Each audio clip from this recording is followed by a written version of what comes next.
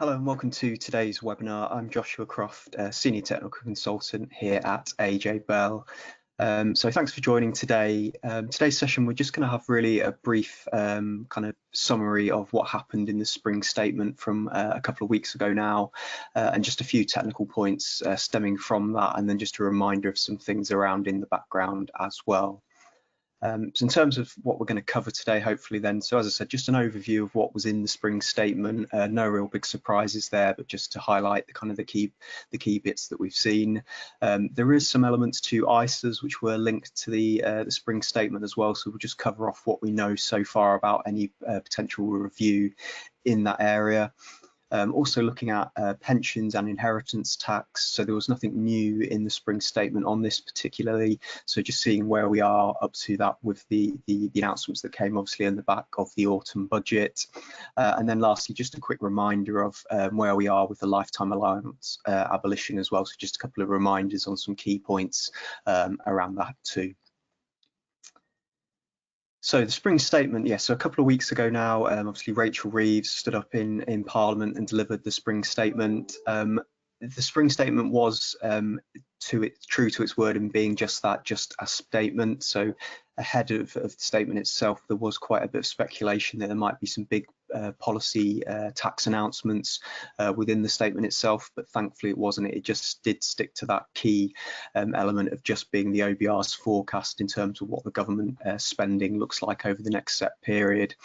That's quite good, particularly because the government had previously committed to having just one fiscal event per year. So we've obviously have the autumn budget, which is the main kind of policy piece where we should get those new tax announcements on any of those tax and spending elements, and these spring statements just to confirm what the economic picture is really looking like for the government in terms of their spending. So it is good just sticking to that single annual event in terms of new tax policy coming out with just these spring statements as just the kind of the overview of where things are going. So that does give us some clarity that we will just have those annual events now going forward.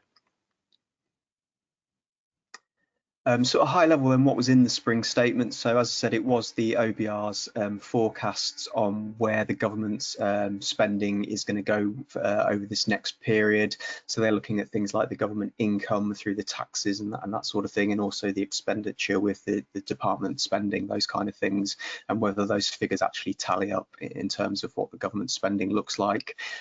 It wasn't a glowing report from the OBR in terms of the outlooks that they've got kind of penciled in for what's going to happen. So probably the big talking points around GDP growth forecasts. So this year the OBR are actually predicting that the growth will actually only go up by 1% compared to this 2% that which was forecast back in the autumn budget. So that's quite a severe drop in terms of what their expectations are. Also 1% is obviously a very small number, so there's a lot of margin of error in there as well. So this could potentially be zero or even a negative growth for the economy, which isn't ideal with the government's backdrop of trying to increase growth as their kind of primary target with their policies. Looking further forward, the OBR looks at average growth going up to 1.8% a year for the rest of this decade. So again, quite small amounts of actual growth being factored in there. In terms of inflation, inflation is expected to spike slightly this year, going up to 3.8% throughout the year. On the back of kind of energy costs and food bills, those kind of things, but they are predicting that the inflation will meet its target of 2% for the rest of going into next year as well. So inflation's around on target going forward. In terms of household impact then, so what the forecasters are saying this will mean, there is a statistic in the budget document, or sorry, the statement document, saying that average households are projected to be around £500 better off by 2029, so at the end of the Parliament.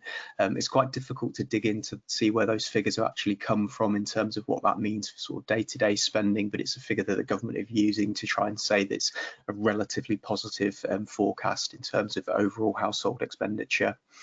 But the figures do confirm that the government tax take is at the highest point that it has been ever since the Second World War. So that's in terms of the government tax revenues versus what the GDP of the economy is essentially. So a higher proportion of tax than we've ever had, or at least had for 80 years or so. So it does show that the tax take at the minute still is massively big in terms of the overall economy. A lot of that's driven primarily by the frozen tax bans. So we've had frozen rates for the bans for several years now. Also the personal allowance tax threshold, tax-free threshold has been frozen again for a number of years, so that brings more people into tax and more people paying a higher proportion of their income in tax as well because of those frozen thresholds. So not an ideal picture by any means, and it probably isn't the perfect figures that the Chancellor wanted to use for those upcoming changes they may have down the road, but it's just the position we're in currently. One thing that the forecast does go into as well is there's lots of risks associated with their numbers. So they're obviously forecasting based on assumptions and projections on growth and things like that, but there's a lot of things that obviously are unknown within their own projections. So threats to the forecasted figures are things like these trade wars, low productivity growth, and then also unknowns around interest rate rises as well. So we could see things change. We've obviously seen the tariffs being introduced since the spring statement, which is obviously going to have an economic impact to the government's figures. So that 1% of growth that had been forecast for this year, that very easily could disappear, you could expect. This puts a lot of pressure on the Treasury, particularly around the fiscal headroom that the Chancellor likes to try and build in there. So this is kind of the amount of money that the government have got to play with essentially. The forecasts are all very, very tight. So any of these kind of unforeseen things or slightly lower growth figures that do actually generate in terms of what happens in the real world, that could easily get rid of all that fiscal headroom quite easily. And what that means is that the government essentially will need to increase revenues from somewhere and bring in some more tax take essentially, because they don't have any more money essentially to pay for the services. So this has led to the IFS warning that they expect we're going to have a lot of speculation around tax rises over the next 6 months in the lead up to the autumn budget. So as the fiscal headroom potentially runs out, the government really only have a couple of options. They can cut government expenditure, which is obviously quite politically difficult for them to do, or they can increase the tax take somehow. As we just saying, the tax take is already at its kind of highest level it's been for a long period of time, but so they could potentially have to look at even other taxes as well. So we might see speculation around income tax rates or even those frozen tax bans, whether they get frozen for further period. And I'm sure as we get towards the autumn budget, we'll see the usual speculation around certain allowances. Pension allowances often gets discussed.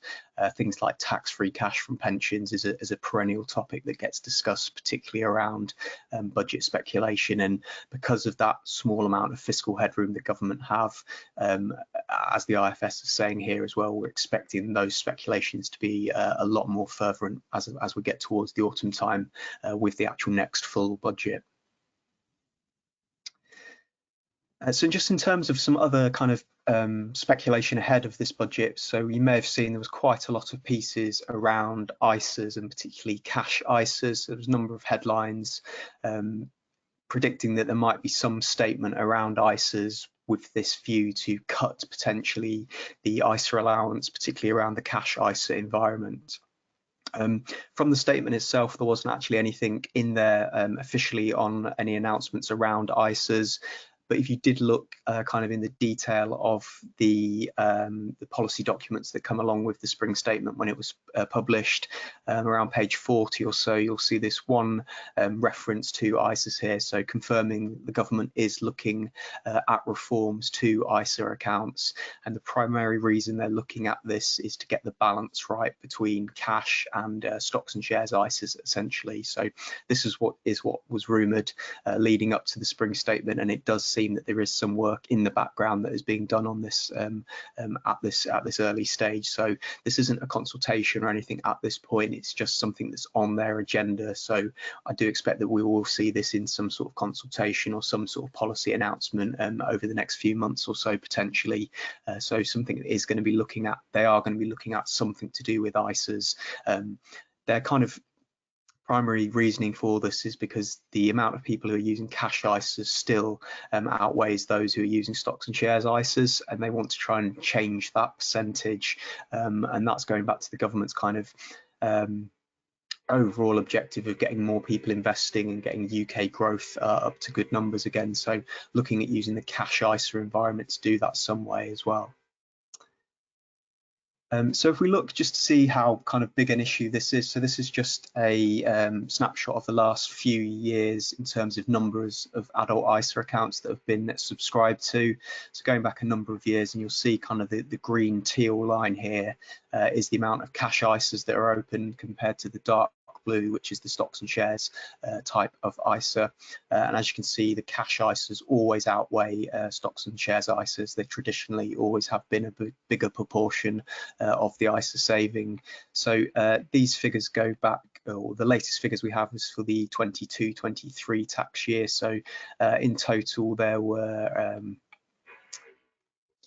2.4 million adult ISAs subscribed to in that particular tax year, and 63% of those were cash ISAs or accounts. So a lot of people are using ISAs. They are a very popular way of saving, but a higher proportion are going in just into the cash ISA environment, and there is an awareness there that that's probably not potentially the best for all individuals in terms of kind of long-term saving and investing. So those individuals might actually be missing out on some potential growth they could get by exposing themselves to equity markets.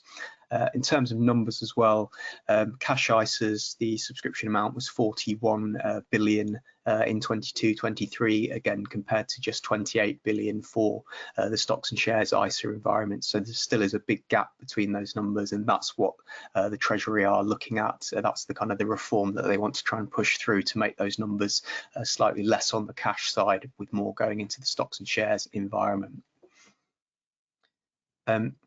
In the bit that was in the kind of the policy wording from the Treasury on the back of the spring statement, they did refer to the Financial Conduct Authority's work in this area as well, and I think that's referring back to a big piece that the FCA jointly with the Treasury are doing in terms of the advice guidance boundary.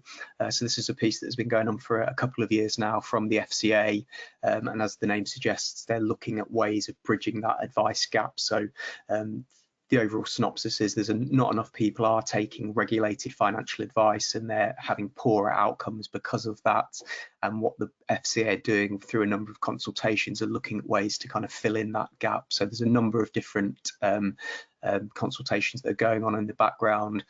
One currently that's just being completed is around targeted support. So that piece is looking specifically at the pensions accumulation piece at this minute. So the FCA are looking for comment on ways of introducing something that they're calling targeted support. So kind of a few steps away from kind of full financial advice, but some kind of regulated environment where providers will be able to push people in a better favourable direction in terms of making a decision based on their circumstances, and other people are in those circumstances as well. So as I said, that existing consultation is just looking at pensions, but you could see how something like that could be extended over to the ISA environment as well. So that might be one of the ideas that the Treasury are looking at in terms of moving people out of cash and into the stocks and shares ISA environment. Outside of that, it's difficult to see what else they could potentially do. I know we've had the idea of reducing the allowance for stocks and shares for cash ISAs. So the number banded around ahead of the statement was around £4,000 per tax year. So dropping cash ISA subscriptions from 20,000 to 4,000.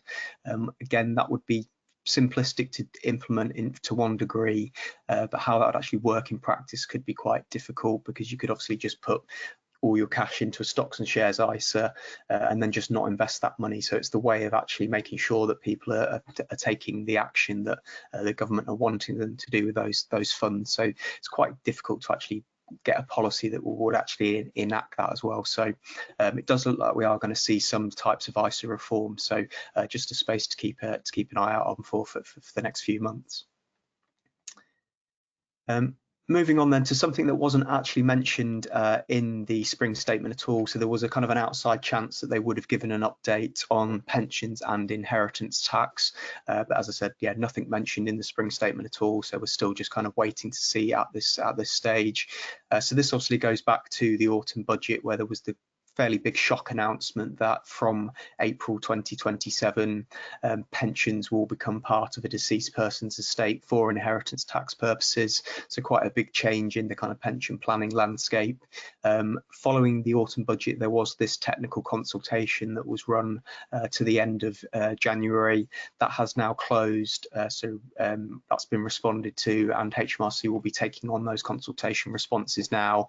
In terms of the timeline we expect for what we'll see with this next, we're expecting to see some form of draft legislation on this this summer, hopefully. So some details of the actual rules and the mechanics of how it's going to work in practice. We'd expect to have it this year, just so we've got enough time for it to be consulted on and scrutinised for any to iron out any issues that might potentially be there.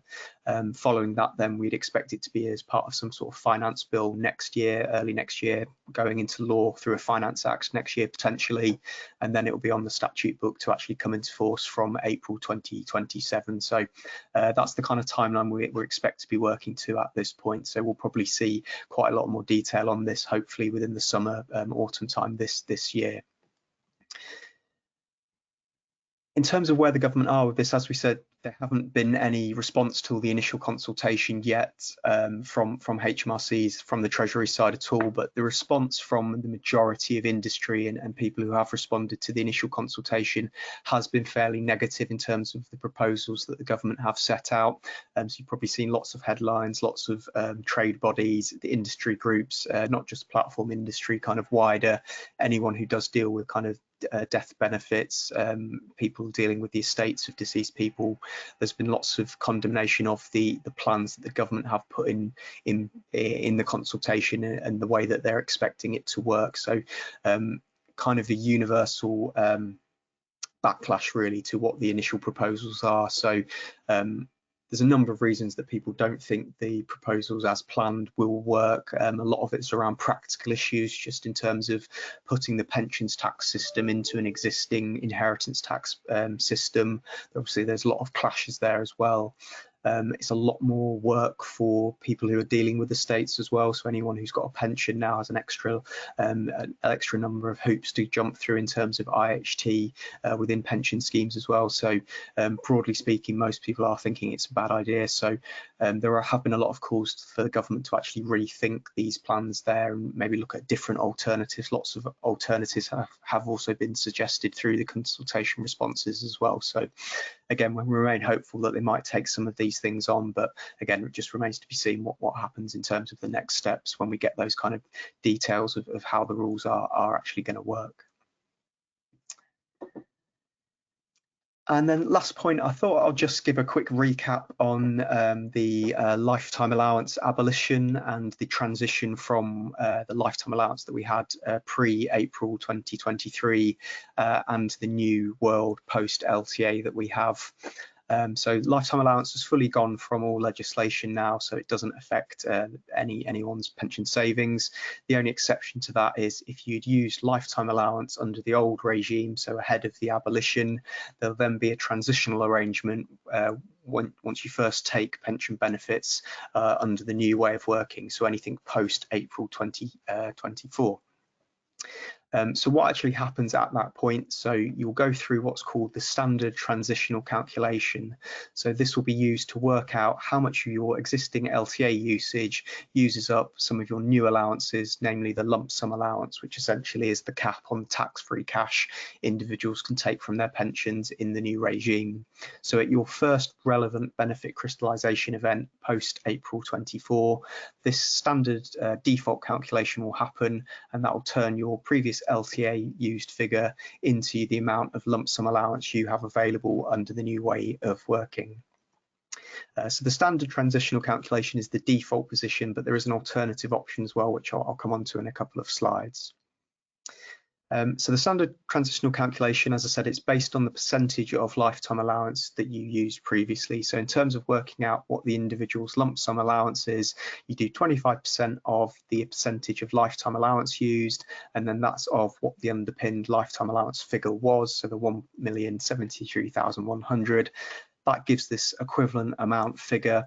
That then reduces your lump sum allowance, so the new allowance, by that amount, and then that becomes your lump sum allowance to use at your first relevant benefit crystallisation event going forward. So that takes into account the LTA that you used previously and then reduces your amount of lump sum allowance by 25% of that amount. So to put that into context quickly, so someone who had used 40% of their lifetime allowance under the old regime, the first point they take a lump sum under the new regime, we would calculate what their lump sum allowance is, and that calculation would be the 25% times the 40% over the 1,073,100. That gives us the equivalent amount of 107,310, and then we would deduct that from the standard lump sum allowance, so taking it off the 268,275. So that gives this individual a lump sum allowance to use going forward of £160,000, 965. So that's the standard transitional calculation, which is the default position. So if a client does nothing else, that's what will happen, and that's how their lump sum allowance will be reduced going forward.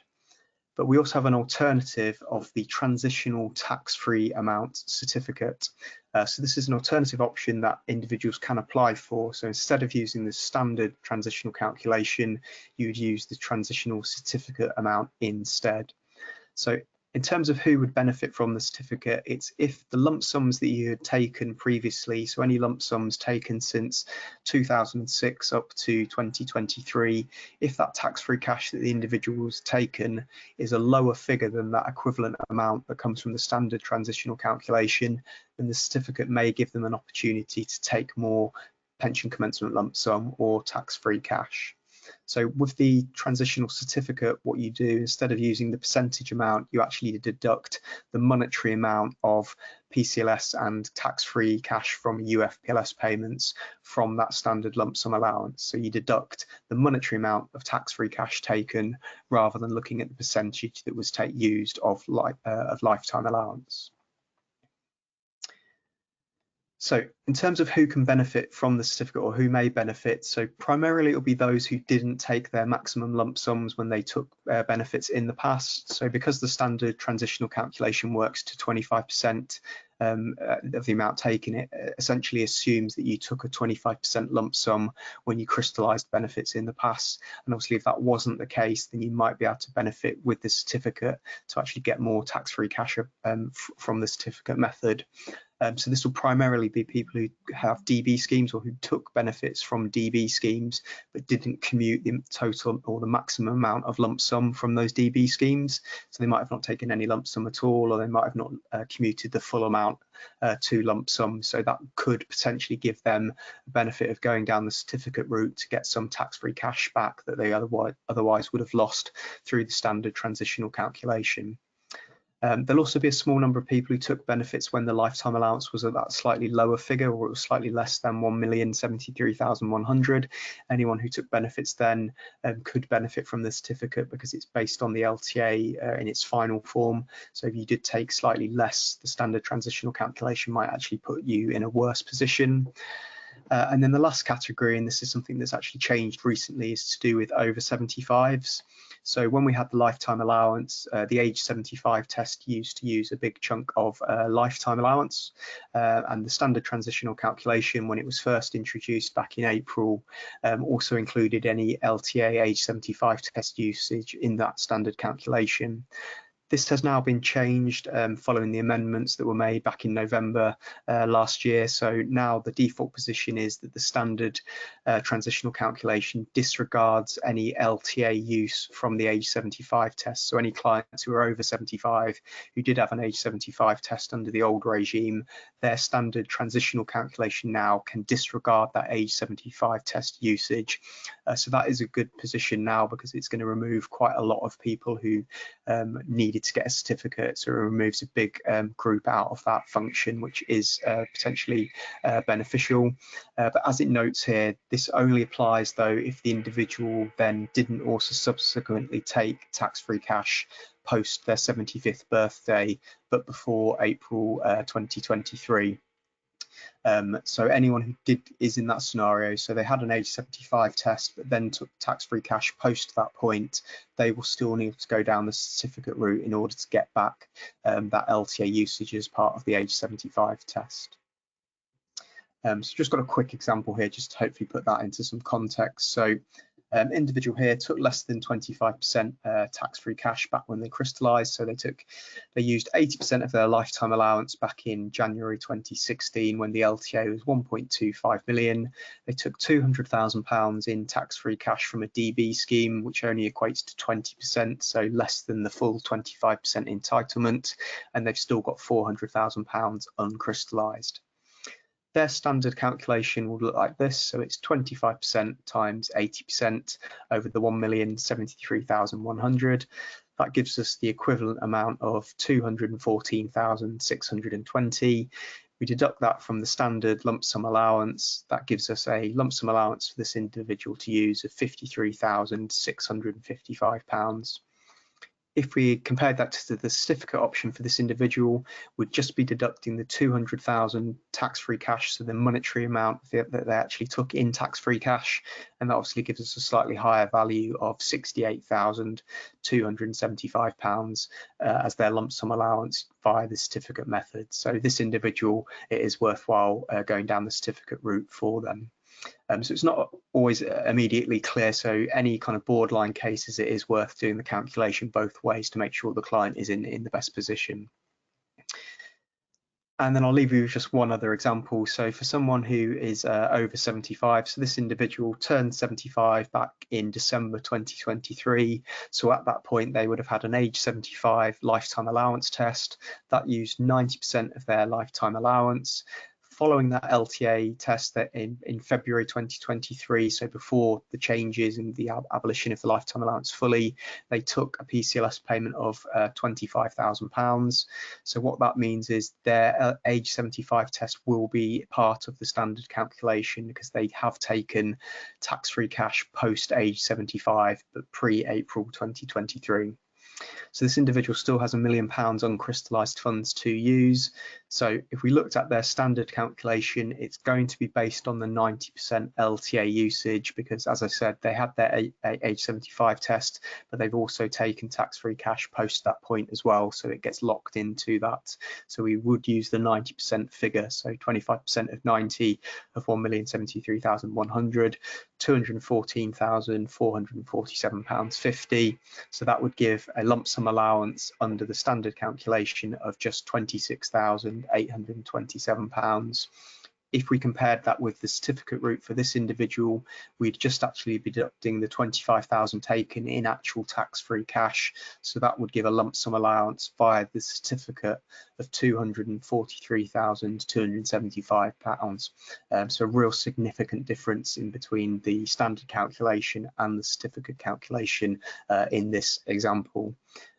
So as I said, the age 75 test that has removing that from the standard calculation for most is a positive step forward, but just be aware that some individuals still will need the certificate if they did want to get back their full amount of tax-free cash entitlements. So that's everything we had for today's session. So fairly short one today. Hopefully that was useful. Do feel free to send any questions across and we'll get back to you with those as soon as we can. Leave you with our disclaimer here, but thanks very much for your time today and we'll see you on the next one.